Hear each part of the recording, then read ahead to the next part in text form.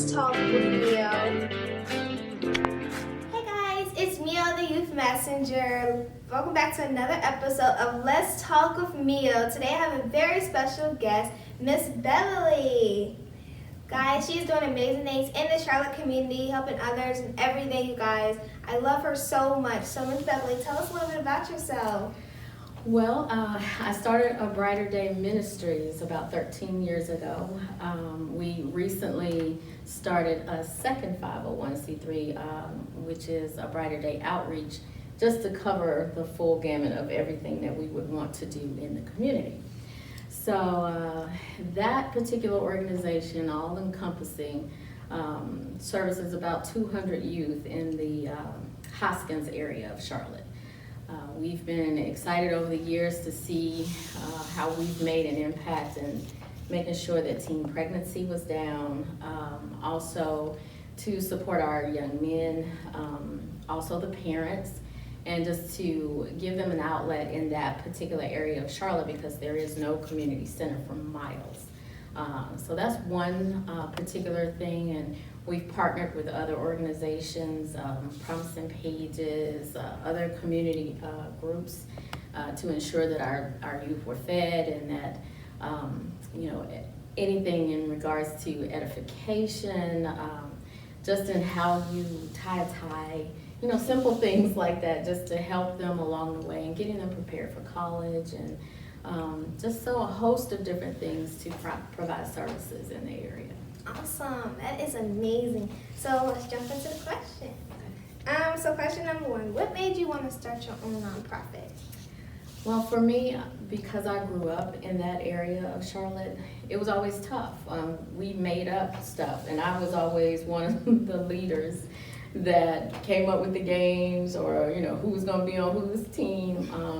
My mom had the biggest backyard, so it was the baseball field, big enough for 3 bases and a home plate and everything. So, as I got older, moved away to go to college, and when I got back, I started seeing different things happening in the neighborhood and how things were starting to change. So later on, I said, you know what, God, I know you're calling me to do something.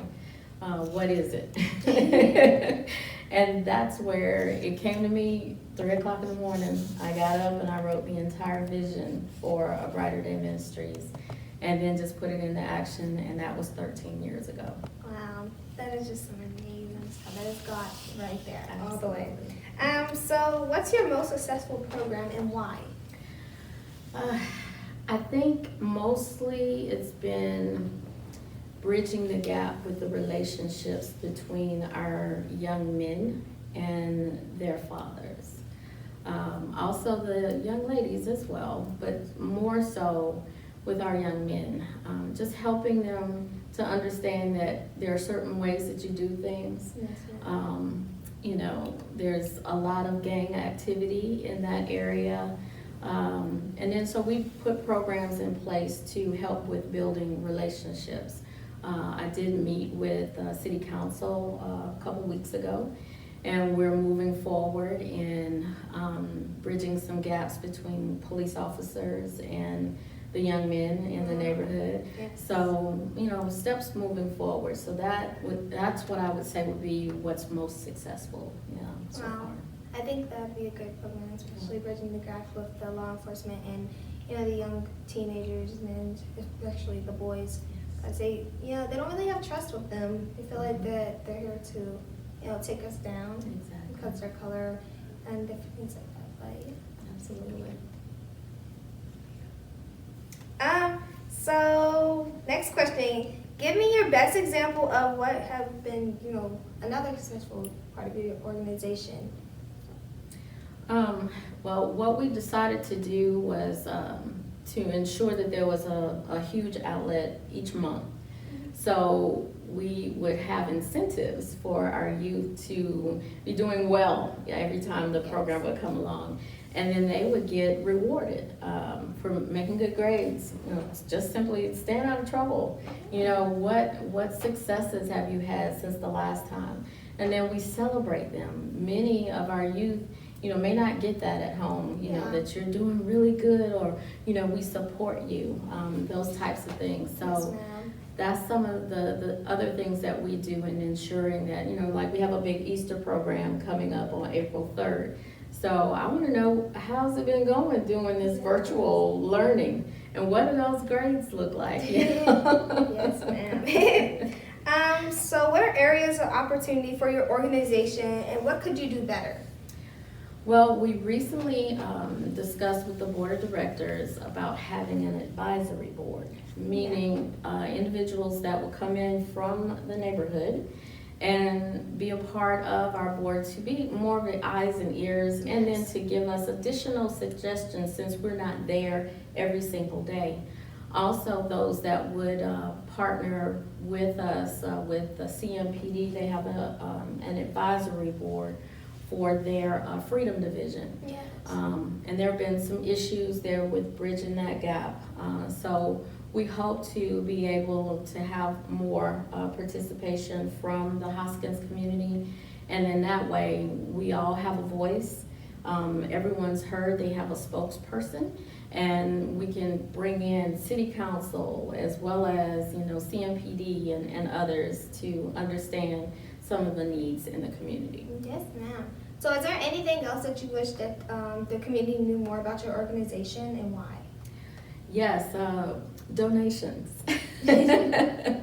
We're always in need of donations.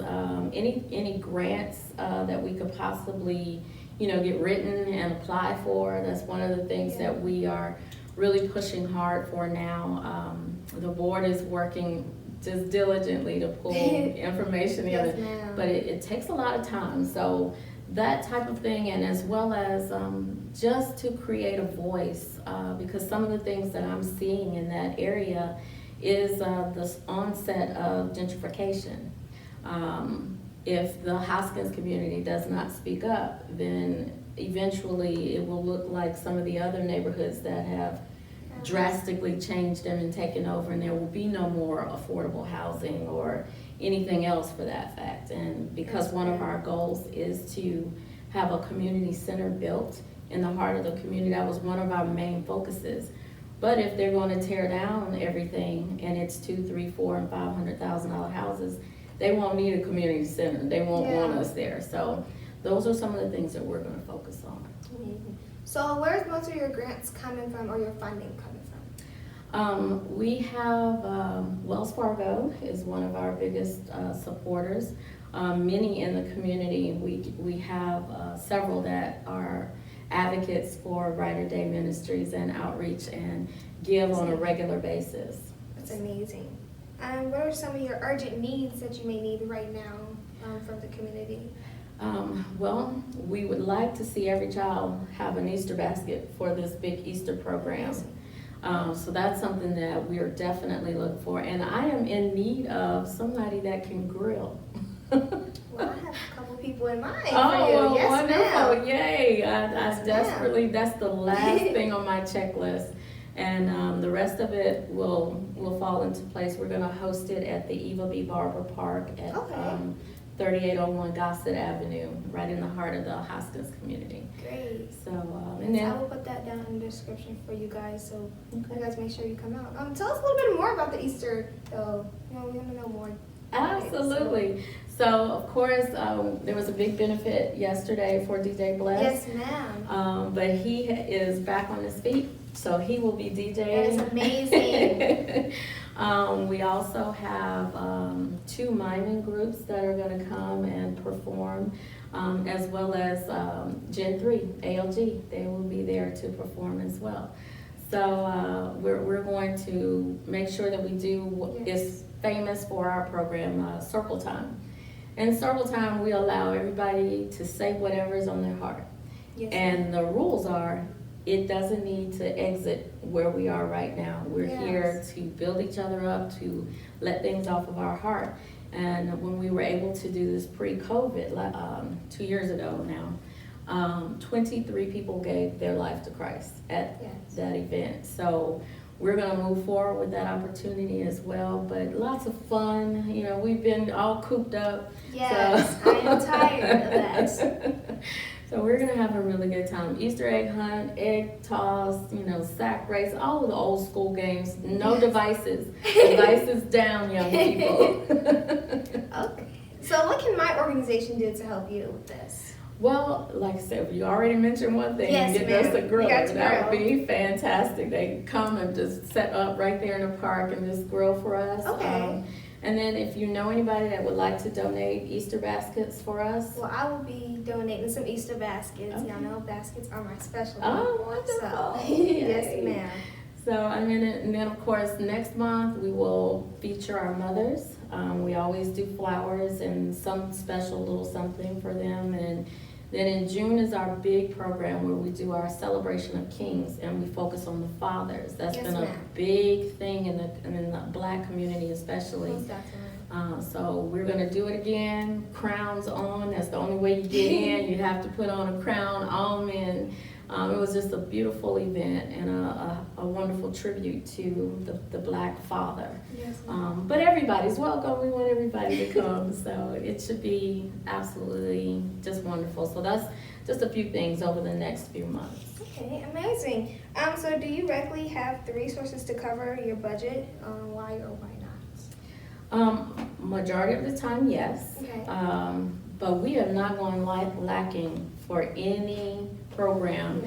And I just know people show up and they give, and we may run different fundraisers. One thing I just recently had conversation with Project 704, so we're gonna do a pulled pork fundraiser here over the next couple of months with Judy Brown. And so just different things to help us stay afloat, but we're doing it. And right now, some pretty decent sized grants. And like I said, Wells Fargo has been a great supporter where we've gotten $5,000 to $7,000 in grants. That kind of helps. Yes. So what are the main obstacle courses that stand between you and your mission? And what can you do to kick them out? Well, I need for gentrification to go away first and foremost because I see what's happening in the community with some more expensive homes being built. Yes, ma'am. And also, more of a partnership with the city of Charlotte. Our councilman Graham, like I said, we started conversations, but we need support. And then of course support from the community all together to make sure that the community still stands and that we're able to keep it up and it looks good, just like any other part of Charlotte. And then of course support for our youth, the resources right there and their parents. So if we can do this community center right there in the heart, it will be a blessing for so many. Yes, ma'am. Most definitely will change a lot of people's lives. Trust me. So how would you compare your programs and results to other programs and organizations in the community?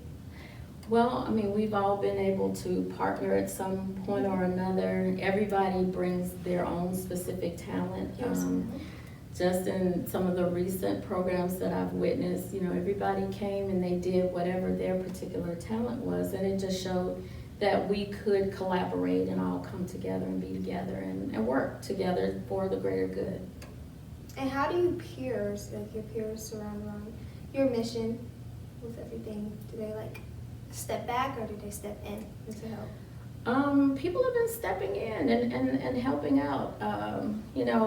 There's always going to be, folks that want to be in the leadership role all the time. Yes, ma'am. But I think as adults, we have to recognize the fact that, at times you just need to be one of the soldiers in the army and allow the generals to do what they need to do.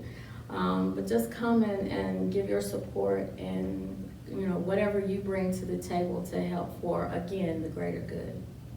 And how do you mobilize other people's missions? I'm right there, just like, with ALG and the mission yesterday for DJ Bless. What can I do? How can my organization help?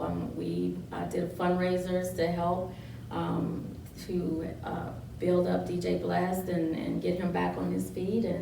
And then just, if it's just putting something on our page and supporting out or giving, whatever it is, we're willing to support. Amazing. So this is a three-part question. So question number one is, what is your plans for the next 3 years? How do you mobilize around it, and what can the community do to help you? Okay. Well, in the next 3 years, our focus is, again, the community center. I think that is important.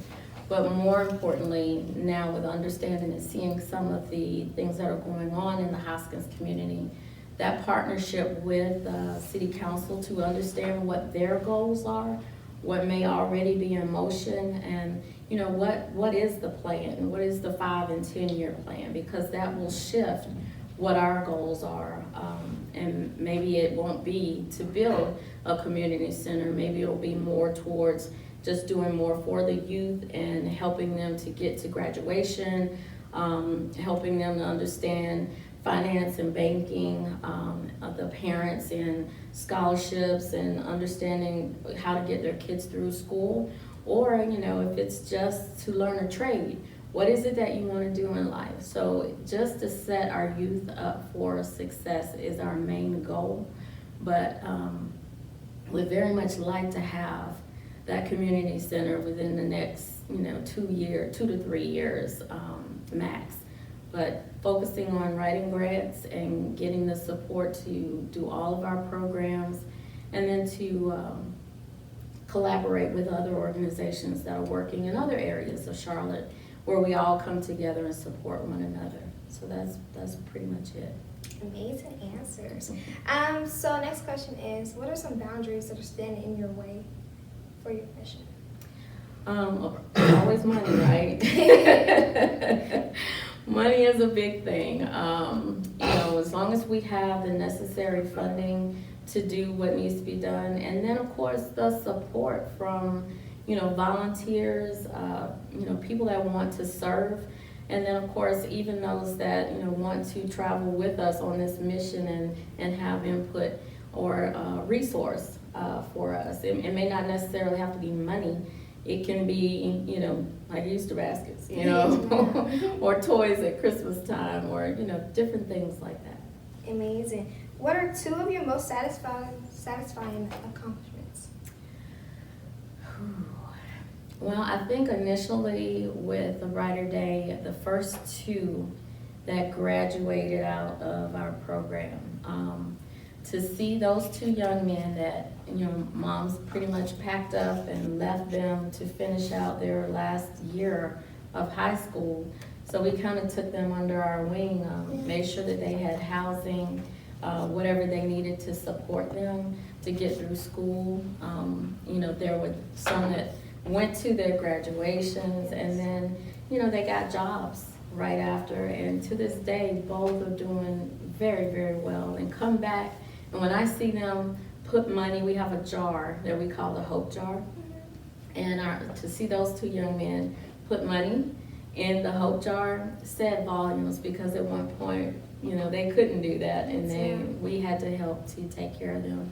So that's one. And then of course to see where the organization is now, as opposed to 13 years ago, we just had this really small little group, but it was powerful because we did it in my mom's backyard right there, where we used to play. And, all I would have to do is get on the mic and say, hey, everybody. And it's just like ants. The kids would come from everywhere. But we've grown, and I want to see us continue to grow. That is amazing. So how do you feel about your input about the gun violence that is happening in Charlotte? That was one of the things that I brought up at Councilman Graham's District 2 community session 2 weeks ago. There have been 6 shootings in the Hoskins community, and I know that they're all related. People call me and they tell me different things, and so I know what's going on, but it hurts. More so with this one, it hit home because my mom was one of the ones who had to duck during 2 of those major shootings. And then of course the neighbors right there in that area too. So I just want to see it come to an end. You know, back in the day, you know, we might have an argument or even a little fist fight, but then, you know, maybe a day or two later after everybody's friends again. So I want to get back there and to teach, you know, you don't have to be so angry, because anger results in potentially somebody not being here anymore. And then you can't say sorry, you know, so. Because even if you pull the trigger and you're trying to hit that one person, you know, a bullet has nobody's name on it, so you can end up hitting somebody else and you're not even intentionally mean to. Exactly. You know, we have to put the guns down, start, you know, using our words and expressing our feelings better without the violence. So that seems to be something that really needs to be worked on, is how to communicate. Communication. So we have lost a lot of youth the last 2 years to gun violence. What do you think needs to be done to decrease some of the violence that is happening? Well, I think it goes back to what our young people see from the adults. Yes. We've got to do better. And then the measures need to be put in place for training and, you know, effective listening. Because a lot of times, you know, you can be in a place where you're having a conversation, but you're not hearing and really comprehending what's being said. And before you know it, you know, you're still in your feelings and you're all in just upset, and then it just escalates. So, you know, de-escalation processes, and then being able to, again, just effectively have conversation to resolution instead of it escalating to a whole nother level. So do you see a lot of community support going towards us youth? I want to see more. So the answer is no, I do not specifically. That's been our goal from day one. We may end up having to address other things, but in the end, it always comes back to our young people. From where I sit, our young people they're the future. You guys are the future. Not just the future, we're also the here and now. You're the here and now. Yes, ma'am. But we have to teach right now in order for you to be able to take over one day. And, you know, some of the things that I've recently learned, because I have an 18 and 19-year-old, they teach me every day on how to listen to what they have to say. Haven't always done that, is, you know, do as I say, not as I do. You know, just putting it out there. But it's a different time now. Yes, and they may have a different perspective on things than I do. And so I just had to learn and teach myself how to listen.